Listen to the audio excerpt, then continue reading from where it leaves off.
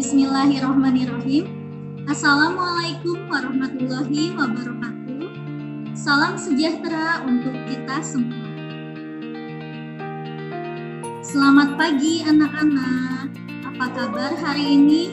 Semoga anak-anak selalu dalam keadaan sehat walafiat.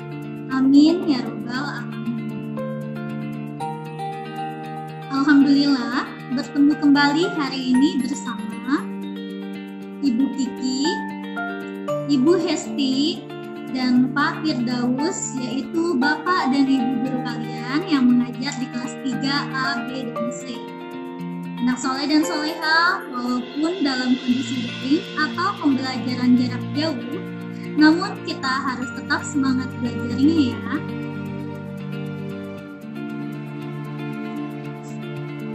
Sebelum belajar dimulai, marilah sama-sama kita berdoa. Marilah sama-sama kita membaca doa belajar. Bismillahirrahmanirrahim. Robbi zidni ilma warzuqni fahma. Ya Allah, tambahkanlah aku ilmu dan karuniakanlah aku kepahaman. Amin. Dan untuk anak yang beragama non-muslim, silahkan berdoa sesuai dengan keyakinannya masing-masing. Berdoa dimulai.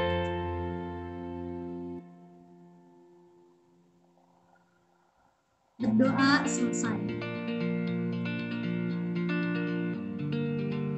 Materi kelas 3 hari ini yaitu tema 1, pertumbuhan dan perkembangan makhluk hidup. Subtema 4, pertumbuhan dan perkembangan tumbuhan. Pembelajaran kedua. Anak soleh dan soleha, marilah kita belajar hari ini dengan penuh semangat ya.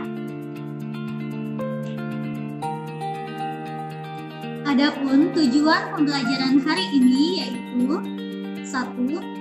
Siswa dapat menuliskan pokok-pokok informasi yang disajikan tentang pertumbuhan dan perkembangan tumbuhan biji dan tunas dengan tepat. 2. Siswa dapat menjelaskan makna bersatu dalam keberagaman di sekolah dengan benar. Hari ini muatan pelajarannya ada 2, yaitu Bahasa Indonesia dan PPKI.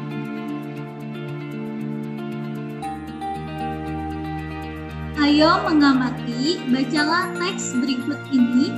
Perkembangbiakan tumbuhan dengan biji, ada di buku paketnya halaman 154 ya. Sebagian besar tumbuhan berkembang biak dengan biji. Tumbuhan dewasa akan berbunga dan menghasilkan buah. Di dalam buah terdapat biji. Biji berkembang menjadi tanaman baru. Tanaman baru tumbuh menjadi dewasa dan berbuah. Perputaran tahap perkembangan tersebut membentuk sebuah siklus atau daur hidup. Nah, biasanya tumbuhan dewasa itu akan berbuah dan buahnya menghasilkan biji.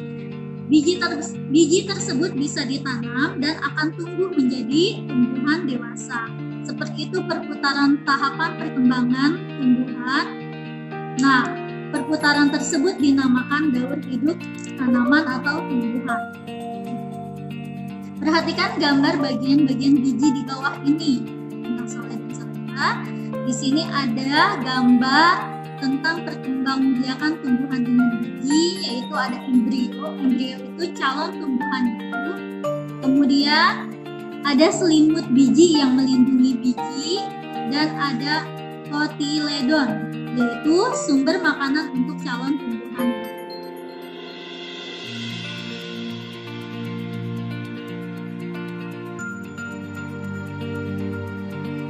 Amati gambar berikut ini. Gambar menunjukkan daur hidup tanaman semangka. Lengkapi bagian daur berikut dengan gambar yang sesuai. Di sini ada gambar A, B, C, D, dan E. Maka daur hidup semangka itu dimulai dari biji semangka yang ditanam di dalam tanah. Kemudian biji tersebut tumbuh menjadi kecambah. Kemudian kecambahnya tumbuh menjadi daun dan bunga. Selanjutnya merambat daun-daunnya dengan banyak dan terakhir tumbuh menjadi buah semangka. Nah, di sini penjelasannya akan Ibu jelaskan lebih lengkap ya. Daur hidup tanaman semangka itu ada 5 fase atau 5 tahapan. Yang pertama, daur hidup tanaman semangka diawali dari biji yang dihasilkan dari buah semangka yang sudah matang. Biasanya di dalam buah semangka ada bijinya ya nak ya. Nah, biji tersebut ditanam di dalam tanah. Selanjutnya, setelah ditanam dalam tanah, biji semangka akan tumbuh menjadi tunas kecil atau yang disebut dengan kecambah. Jadi udah ada ya gambarnya. Dan yang ketiga, kemudian tanaman semangka akan tumbuh memanjang dengan beberapa daun yang berjajar atau merambat. Selanjutnya, tahapan yang keempat atau fase yang keempat adalah ketika tanaman semangka sudah merambat, maka akan mulai muncul bunga dengan bagian-bagiannya. Dan terakhir, setelah terjadi penyerbukan, bunga semangka lambat laun akan menjadi buah semangka. Dari yang buahnya kecil, lama-lama akan tumbuh menjadi buah semangka yang besar. Demikianlah fase atau daur hidup tanaman semangka. Buah semangka yang pada mulanya kecil akan semakin membesar. Buah semangka akan menghasilkan banyak biji yang dapat ditanam kembali. Perkembangbiakan tumbuhan dengan tunas.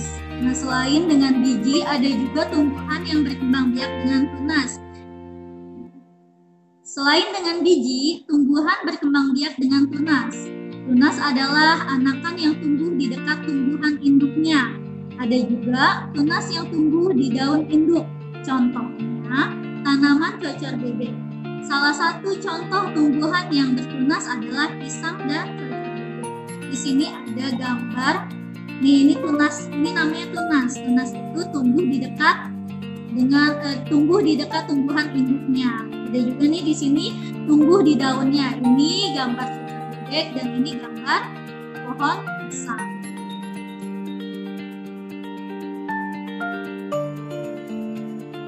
Tunas pisang tumbuh dari batang yang ada di dalam tanah. Tunas pisang tumbuh menjadi tumbuhan baru di sekitar induknya. Tumbuhan cocor bebek berkembang biak dengan tunas daun. Tunas cocor bebek tumbuh di tepi daun. Gambar tersebut adalah gambar pohon tumbuhan cocor bebek berkembang biak dengan tunas daun. Tunas cocor bebek tumbuh di tepi daun. Gambar tersebut adalah gambar pohon bambu, cocor bebek dan pohon pisang. Di sini tadi ada gambar cocor bebek dan tunas pohon pisang ya. Kemudian pohon bambu juga berkembang biak dengan tunas. Anakan pohon bambu akan tumbuh di dekat tumbuhan induknya. Batang pohon bambu banyak manfaatnya. Salah satu manfaatnya digunakan untuk bermain.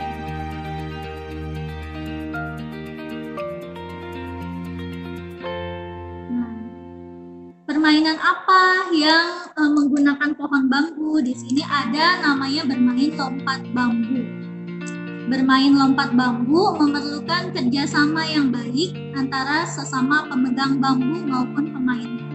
Jika tidak ada kerjasama, akan membahayakan pemain dan pemegang bambu. Tangan pemegang bambu bisa terjepit bambu jika tidak bekerja sama dengan baik. Kaki yang melompat pemain akan tersangkut dan terjepit bambu jika tidak ada kerjasama yang baik.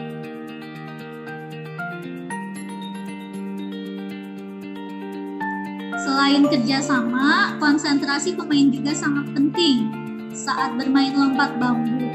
Jika tidak berkonsentrasi, maka akan membahayakan seluruh pemain. Nah, pekerjaan yang dilakukan secara bersama-sama disebut kerjasama. Kerjasama banyak manfaatnya, yaitu membuat pekerjaan menjadi ringan, mempererat persatuan, menjalin persaudaraan, dan pekerjaan akan cepat selesai. Kerjasama dapat kita terapkan di mana saja, baik itu di rumah, di sekolah, maupun di lingkungan masyarakat. Adapun contoh kerjasama di lingkungan rumah yaitu misalnya kita membersihkan halaman rumah bersama keluarga, itu contoh kerjasamanya. Kalau di sekolah, contohnya membersihkan halaman sekolah, melaksanakan piket kelas, kemudian berolahraga bersama dengan teman yang memerlukan kerjasama, contohnya bermain bola, itu kan memerlukan kerjasama. Di lingkungan masyarakat, contohnya kita mengikuti kegiatan kerja bakti. Nah, itu contoh kerjasama yang bisa kita lakukan. Adapun akibat jika kita tidak melakukan kerjasama, yang pertama kerjaan akan terasa berat. Kedua, pekerjaan itu akan lama selesainya. Dan yang ketiga, itu bisa menciptakan permusuhan dengan teman karena tidak ada kerjasama yang seperti itu ya Nak. Nah, alhamdulillahirobbilalamin, demikianlah pemaparan materi hari ini. Sekarang waktunya anak-anak mengerjakan tugas yang akan Ibu berikan. Hari ini ada 2 tugas. Tugas pertama yaitu bahasa Indonesia. Isilah titik-titik di bawah ini dengan benar. Nomor 1, tanaman semangka berkembang biak dengan titik-titik. 2, biji semangka yang ditanam akan mulai tumbuh tunas kecil yang disebut titik-titik-titik. 3, contoh tumbuhan yang berkembang biak dengan biji yaitu titik-titik-titik. Nomor 4, anakan yang tumbuh di dekat tumbuhan induknya disebut titik-titik-titik. Nomor 5, salah satu contoh tumbuhan yang bertunas adalah. Jadi sudah dijelaskan ya, tinggal dibaca kembali materi hari ini. Selanjutnya, tugas yang kedua yaitu muatan pelajaran PPKN.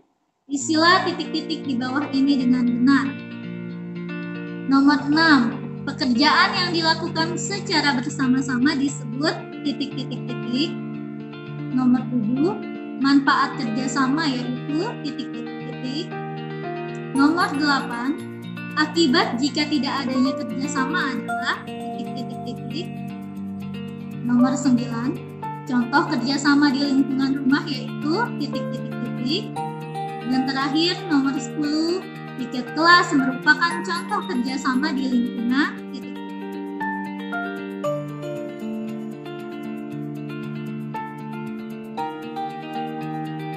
Baiklah anak-anakku semuanya, materi pembelajaran kedua hari ini telah selesai. Dengan mengucapkan kata alhamdulillahirobbilalamin, selesai sudah materi hari ini, yaitu subtema 4 tentang pertumbuhan dan perkembangan tumbuhan. Mudah-mudahan ilmu yang didapat hari ini bisa bermanfaat dan dapat diamalkan. Terima kasih atas perhatiannya. Sampai jumpa lagi di pembelajaran selanjutnya. Wassalamualaikum warahmatullahi wabarakatuh.